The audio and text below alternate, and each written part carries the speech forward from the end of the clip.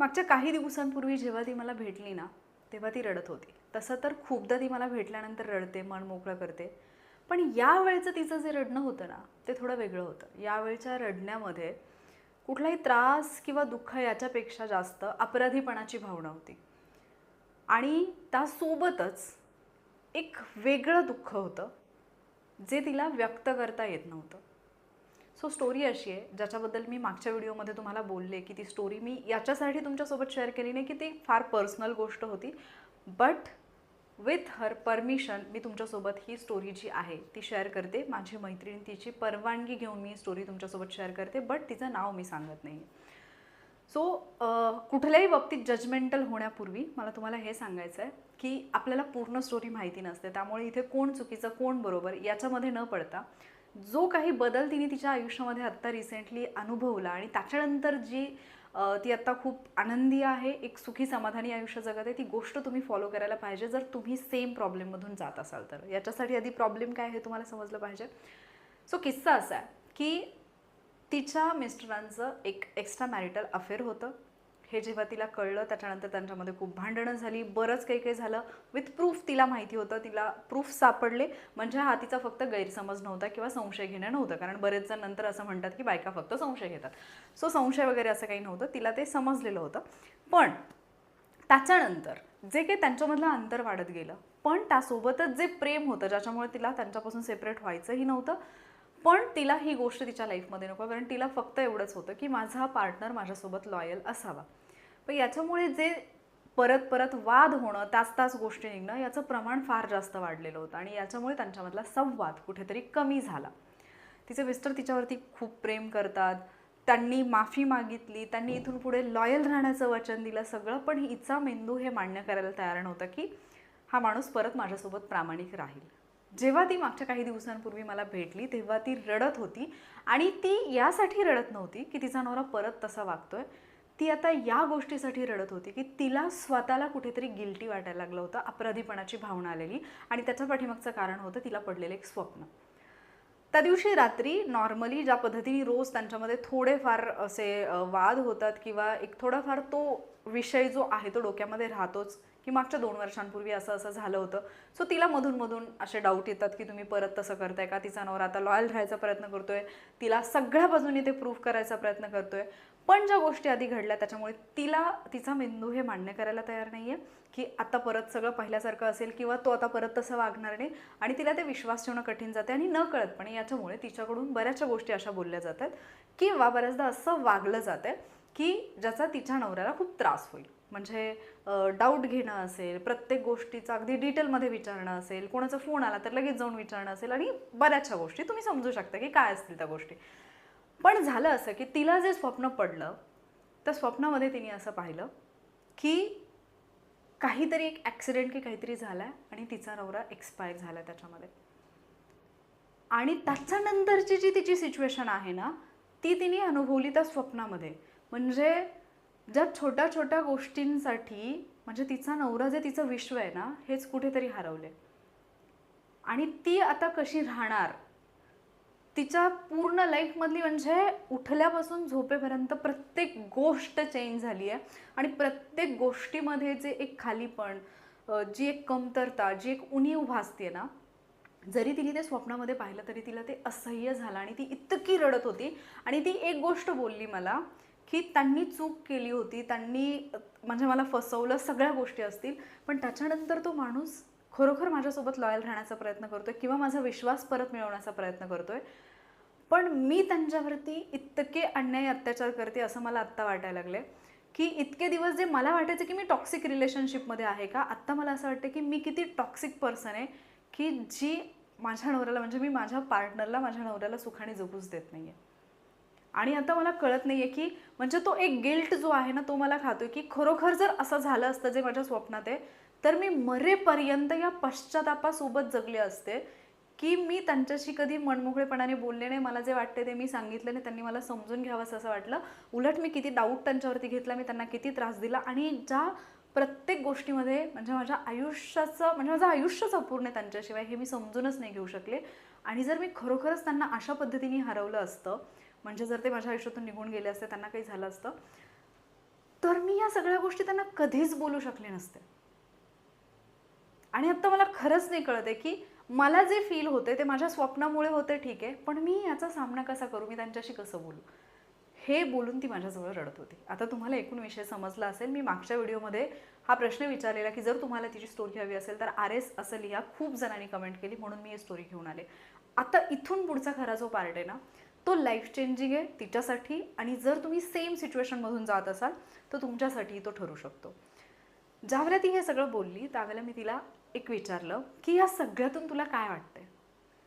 तिला एक गिल्ट होता की आपण खूप जास्त म्हणजे ती गोष्ट खूप ताणून धरली का, की ठीक आहे त्यांनी माफी मागितली, सगळं सॉर्ट आउट झालं, याच्यानंतर आपण त्यांचा फोन रोज चेक करतोय, सगळ्या गोष्टी आहेत, पण आपण त्यांना किती जास्त म्हणजे प्रत्येक गोष्टीसाठी टोकतोय, कुठे गेलात, काय करताय, 24/7 आपण त्यांच्यावरती नजर ठेवून आहे, त्यांचं पूर्ण स्वातंत्र्य आपण हिरावून घेतलंय, हे सगळं आहे. आणि हे सगळं का, तर माझ्या डोक्यामध्ये एक डाऊट आहे की परत तुम्ही तसंच वागाल म्हणून, आणि तो माणूस रोज मला प्रूव्ह करायचा प्रयत्न करतोय. अर्थात त्यांनी ती चूक केली म्हणजे असं नाही की मी म्हणेन की नाही नाही सोडून दे, कारण माझा स्वभाव तो नाही आहे की मी म्हणेन की हां चल जाऊ दे, मग असं होत असतं माणसाकडून. नाही, मला असं वाटतं की म्हणजे मला असं जेन्युइनली वाटतं की चिटिंग करणं ही एक मिस्टेक नाही असू शकत, इट्स अ चॉईस. ठीक आहे, पण ठीक आहे त्यांनी केलं, झालं असेल, पण आता तिला ते रिलेशन सुंदर हवं आहे की नाही, तिला त्यांची व्हॅल्यू माहिती आहे ना तिच्या लाईफमध्ये काय. मग मी तिला फक्त एक सांगितलं की ठीक आहे, तुला जर त्यांना असं डायरेक्ट बोलणं चुकीचं वाटत असेल किंवा तुला जर असं वाटत असेल की मी यांच्याशी बोलले तर कदाचित मग मी फार आता सॉफ्ट झाली आहे आणि मी आता त्या गिल्टमध्ये जाते की काय म्हणून परत ते तसं वागतील, तर तू त्यांना डायरेक्ट माफी मागू नकोस. तू फक्त मी तुम्हाला जी हो ओ पोनो प्रेयर सांगितली होती ती ट्राय कर, आणि त्याच्यामध्ये ते थोडंसं ॲडव्हान्स व्हर्जनमध्ये ट्राय कर.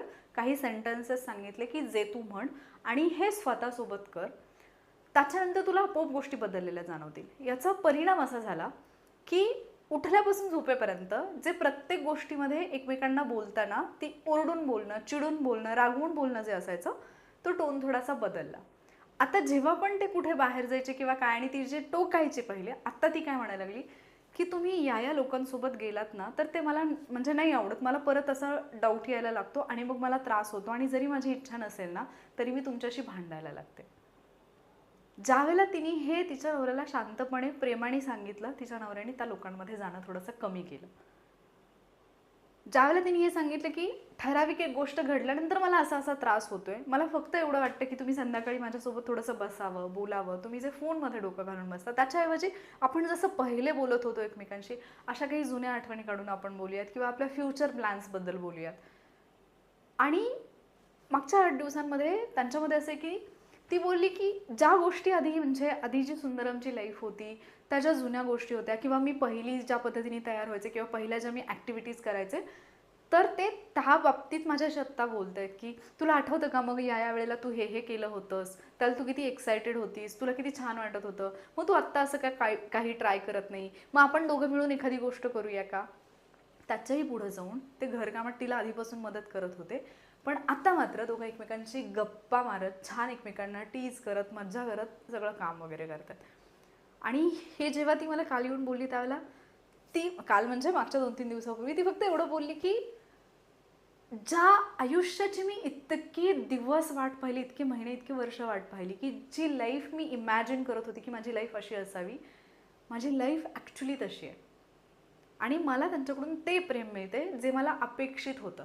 म्हणजे मी थोडंसं नाराज बसले तर ते मला येऊन विचारतात की काय झालं, तुला कशाचं वाईट वाटतंय का, किंवा त्यांनी एखादी गोष्ट केली तरी त्याच्याबद्दल ते मला विचारतात की हे आज असं असं झालं, मी इकडे गेलो होतो, मी यांच्यासोबत गप्पा मारल्या, हे केलं.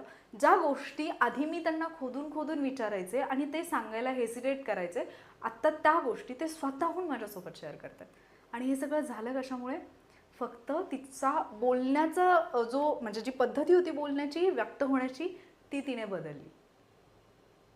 आणि ती हे पण बोलली, कारण माझ्या बऱ्याचशा स्टुडंट आहेत ज्या सेम सिच्युएशनमधून जात आहेत, सेम प्रॉब्लेम्समधून जात आहेत, त्यांनी खूप सगळे प्रॉब्लेम्स माझ्यासोबत शेअर केलेत आणि ही गोष्ट मी तिच्यासोबत शेअर केली होती. सो तिने मला हे शेअर करण्यासाठी म्हणजे याच्यासाठी हो म्हटली, कारण तिला असं वाटलं की ही एक गोष्ट खूप लोकांना हेल्प करू शकते. सो ज्यावेळेला तुम्ही बोलताय म्हणजे नॉर्मली असा कुठलाही प्रकार लाईफमध्ये घडला किंवा इव्हन घडलेला नसेल तरीसुद्धा बऱ्याचदा आपण आपल्या पार्टनरसोबत किंवा कोणासोबतही जेव्हा आपण ह्या गोष्टी बोलतोय, बऱ्याचदा आपण अशा पद्धतीने त्या गोष्टी बोलतो की समोरचा माणूस जो आहे तो एकतर काय म्हणतो आपण त्याला, मला शब्द नाही आठवत आहे, की त्याला असं वाटतं की हा माझ्यावरती हल्ला आहे का, माझ्या व्यक्ती स्वातंत्र्यावरती हल्ला आहे का, किंवा माझी व्हॅल्यू नाही आहे का. बऱ्याचदा काही गोष्टी आपण जर नॉर्मली प्रेमाने शांतपणे बोललो तर समोरच्या माणसाची रिॲक्शन खूप वेगळी असते. पण आपल्याला ते जमत नाही, कारण आपण आतमध्ये आपलं एक युद्ध लढत असतो. आणि जर समजा ठीक आहे, मी म्हणते की अशा बऱ्याचशा गोष्टी, हजारो गोष्टी आपल्या डोक्यात असतील ज्या आपल्याला मे बी त्यांच्यासोबत बोलता येत नाहीत, किंवा त्यांच्यासोबत बोलल्यानंतर आपला इगो हर्ट होत असेल, पण ॲटलिस्ट त्या कुठेतरी बाहेर निघाल्या पाहिजेत. जर त्या बाहेर नाही निघाल्या तर तुम्ही त्याच गोष्टी डोक्यात ठेवाल आणि मग परत तुम्ही कधीच ते रिलेशन परत नाही मिळवू शकणार. मग हा एक प्रश्न, जर तुम्ही सेम अशा प्रॉब्लेममधून जात असाल, एक प्रश्न फक्त स्वतःला विचारा. हां, जर तुमचं खूप खूप खराब कंडिशन असेल, then I will not suggest की तुम्ही कंटिन्यू करा, किंवा ठीक आहे म्हणजे एकटेच मारा वगैरे जे आपले संस्कार असतात, मी असं नाही म्हणणार. तो खूप पुढे विचार करून डिसिजन घेणं, किंवा तुम्ही सल्ला घेऊन तुम्ही थोडंसं म्हणजे काय म्हणतो आपण त्याला, थोडं काउन्सिलिंग वगैरे या गोष्टींमध्ये जा, त्याचा विषय नाही आहे. पण जर हे नॉर्मल लेवल असेल, तुम्हाला माहिती की गोष्टी इतक्या काही वर्स नाहीत, एवढं काही म्हणजे वाईट सिच्युएशनमध्ये आपण नाही आहोत, पण आपलं नातं थोडंसं खराब व्हायला लागलं आहे, आपण थोडंसं त्या सिच्युएशनकडे झुकायला लागलो आहे, आणि ते नको आहे. मला माझ्या नात्यातली सुंदरता जपायची, मला माझा तोवाला पार्टनर परत हवा आहे, मला माझे ते पहिलेवाले दिवस परत हवेत, मला माझा तो आनंद परत हवा आहे, मला तो जो टाईम एकमेकांसोबत स्पेंड करताना जो एक वेगळावाला फील यायचा ना, तो मला परत हवा आहे. असं जर तुमचं असेल तर मी डेफिनेटली सांगते ही गोष्ट ट्राय करा. एकतर हो ओ पुनः प्रेयर जी आहे ना ती करा, त्या सिच्युएशनला सॉरी म्हणा. दुसरी गोष्ट, इमॅजिन करा जर हा माणूस नसेल आपल्या आयुष्यामध्ये, कोणी असू शकतो, तुमचा नवरा, तुमची बायको, असं नाही की हे फक्त फिमेलच्या बाबतीतच घडतं. सो जर ही व्यक्ती आपल्या आयुष्यात नाही आहे, गायब झाली आहे उद्या आपल्या लाईफमधून, तर या गिल्टसोबत तुम्ही जगू शकाल का? नाही जगू शकणार. तुम्ही आयुष्यभर स्वतःला माफ नाही करू शकणार त्या एका गोष्टीसाठी, जी गोष्ट तुम्ही कधी ओपनली बोललाच नाही आहात. आणि बऱ्याचदा फक्त मी न बोलता समोरच्यानी समजून घ्यावं, आणि त्याला ते नाही समजलं म्हणून आपण म्हणजे आकांड तांडव करणं, याला काहीही अर्थ नसतो. काही गोष्टी जर नाही समोरच्याला समजल्या, नाही मनातल्या ओळखता आल्या, कदाचित तो त्याच्या त्याच्या कुठल्या तरी गोंधळामध्ये असेल, त्याच्या त्याच्या टेन्शनमध्ये असेल, बोला ओपनली की मला असं वाटतं, की मला असं फील होतं की आज असं असं व्हावं, तुम्ही असं असं बोलावं. तुम्ही ट्राय तर करून पहा. थोडासा इगो बाजूला ठेवा जर तुम्हाला तुमचं नातं सुंदर बनवायचं असेल तर. आणि जर अशा गिल्टमध्ये असाल तर हो ओ पुनः प्रेयर कशी करायची, मला एकदा फक्त मेसेज करा, कमेंट करा. मी डेफिनेटली याचा एक लाईव्ह डेमो घेऊन येईन, जिथे फक्त मी हजबंड वाईफच्या रिलेशनबद्दलच बोलत नाही आहे. आपले रिलेशन्स कधी कधी आपल्या पॅरेंटसोबत, पालकांसोबत खराब असतात, आईसोबत काहीतरी वाद असतो. मोस्टली मी हे पाहिलं की वडिलांसोबतचे जे काही वाद असतात ना, ते इतक्या सहजासहजी मिटत नाहीत. ठीक आहे. सो वडिलांसोबतचा एखादा वाद असू शकतो, मे बी भावासोबतचा असू शकतो, बहिणीसोबतचा असू शकतो, आणि आपल्याला ते जुनेवाले दिवस परत आणायचे, ते जुनंवालं प्रेम परत आणायचं आहे. पण याच्यासोबत आणखी एक डाऊट असतो. जसं मी सांगितलं की तिच्या मनामध्ये हे होतं की जर मी त्यांना सॉरी म्हटलं, आणि जर मी त्यांना असं म्हटलं की मला असं गिल्टी फील होतं की 2 वर्ष झालं म्हणजे मी तुम्हाला त्रास देते, तर कदाचित ते या गोष्टीचा गैरफायदा घेतील आणि ते परत मला फसवतील. सो मला त्या डाऊटमध्ये पण नाही राहायचं, मला स्वतःवरती पण तो अन्याय नाही करायचा, पण मला याच्यातून बाहेरही पडायचं. तर काय करायचं, म्हणजे तुम्ही सतर्क तर राहा, तुम्ही सेल्फ व्हॅल्यू जी आहे, सेल्फ वर्थ जी आहे ती तर जपा, तुमचा सेल्फ रिस्पेक्ट जो आहे त्याच्यासोबत पण तुम्ही हे करू नका. पण काही गोष्टी बदलल्याने बाकी सगळ्या गोष्टी बदलतील, ते करायला तुम्हाला जमलं पाहिजे. सो जर तुम्हाला हवं असेल ते सेशन, तर निश्चितपणे मला कमेंट करून सांगा. आता याच्यासाठी आपण कमेंट म्हणून तुम्ही फक्त नेक्स्ट लिहा. नेक्स्ट लिहिलं तर मला समजेल की तुम्हाला पुढचा पार्ट हवा आहे, किंवा पुढचा असं लिहा मराठीमध्ये. मग आपण त्याच्यावरचा एक लाईव्ह सेशन, लाईव्ह नाही पण एक डेमो सेशन घेईन, की जिथे तुम्ही काही मिनिटांमध्येच तो बदल ॲक्च्युली एक्सपिरियन्स कराल. की मला तर असं वाटतं की जर तुम्ही ते व्हिडिओसोबत जर केलं तर मी गॅरंटी देऊ शकते तुमच्यापैकी कितीतरी लोक आहेत ना, ते ऐकताना, ते तो फील करताना, ती प्रेयर करतानाच रडायला लागतील, आणि कळेल की आपण किती गोष्टी हरवल्यात लाईफमधल्या. आणि याच्याही पुढे जाऊन सांगू का, की काही गोष्टी ना जिथल्या तिथे सोडून द्यायला पाहिजे. त्यांचं ओझं तुम्ही किती काळ घेऊन चालणार, म्हणजे डोक्यावरती एक ओझं घेऊन तुम्ही असं किती अंतर पार करणार आहात, आणि कधीपर्यंत, आणि का म्हणून. आयुष्य एकच मिळालंय, त्या आयुष्याचं तुम्हाला जर ते जगताच नाही आलं, मग हां असंच सोडून द्यायचं का परत? तुम्हाला एकदा फसवलं गेलं ना, दुसऱ्यांदा त्या माणसाने आपल्याला फसवलं नाही पाहिजे, याची रिस्पॉन्सिबिलिटी घ्या. त्याच्यासाठी ज्या गोष्टी आहेत त्या करा. पण याच्यासाठी एकदा फसवलं म्हणून अख्खी पूर्ण लाईफ जी आहे ती स्पॉईल करणं किंवा तेच एक बर्डन डोक्यामध्ये घेऊन पुढेच न सरकणं किंवा बाकीची माणसं पुढे जात असताना आपण तिथेच अडकून राहणं, याला काय अर्थ आहे? आपल्याला पण तर एकच लाईफ मिळाली नाही यार. मग त्याचा आनंद घ्यायचा अधिकार आपल्याला नाही आहे का? आणि तो आहे, आपला आनंद कोणी हिरावून पण घेत नाही आहे, पण आपणच स्वतःवरती एवढा मोठा अन्याय करतोय की आपण स्वतःला त्याच्यातून बाहेर नाही निघू देते. म्हणजे विचार कर ना, तुम्हाला जखडून ठेवलेल्या त्याच्या आठवणी, ज्या आठवणींनी जखडून ठेवल्या, ज्या विचारांनी तुम्हाला जखडून ठेवल्या, त्या कुणामुळे आहेत? तुमच्यामुळे आहेत. तुम्ही त्यांना सोडायला तयार नाही आहात. त्या आठवणी, ते वाईट क्षण, ते वाईट अनुभव तुम्हाला सोडून जायला केव्हाचे तयार आहेत? तुम्ही सोडायला तयार नाही आहात. तुम्ही पुढे पाऊल टाकायला तयार नाही आहात. कारण एक भीती आहे, ज्या भीतीने तुम्हाला पकडून ठेवलंय. काही ब्लॉकेजेस आहेत, त्यांनी तुम्हाला पकडून ठेवलंय. काही शंका, संशय आहेत, ज्यांनी तुम्हाला पकडून ठेवलंय. त्याला तुम्हाला लेट गो करता आलं पाहिजे, रिलीज करता आलं पाहिजे, सोडून देता आलं पाहिजे. ठीक आहे? सो आत्तापर्यंत मी जेवढे व्हिडिओज घेऊन आले, मी ग्रॅटिट्यूडवरचा व्हिडिओ घेऊन आले. जवळपास 1,10,000पेक्षा जास्त लोकांनी तो व्हिडिओ पाहिला आणि त्याच्या खालच्या कमेंट्स जेव्हा मी वाचला ना, अक्षरशः मला असं फील झालं की म्हणजे थँक गॉड की मी हा एक्सपिरियन्स तुमच्यासोबत शेअर केला, कारण खूप लोकांना त्यांच्या आयुष्यामध्ये त्याचा फायदा झाला आहे. मी पोनो प्रेयरचा जो व्हिडिओ अपलोड केला त्याच्याखाली खूप सगळ्या कमेंट अशा आहेत, तुम्ही पाहून घ्या, हवं तर मी एंड स्क्रीनला लिंक देईन. त्या कमेंट्स वाचा. लोकांनी हे लिहिलं आहे की या प्रेयरमुळे माझ्या आयुष्यामध्ये एवढा फरक पडला. काही लोकांनी तर आत्ता प्रेयर केली आणि त्यांना काही वेळामध्ये, काही तासांमध्येच तो डिफरन्स जाणवला. काही लोकांनी ग्रॅटिट्यूड केला आहे आणि आठवड्याभरामध्ये त्यांच्या आयुष्यामध्ये असे बदल घडायला लागले की ज्या बदलांची वाट ते कित्येक महिने, वर्ष पाहत होते.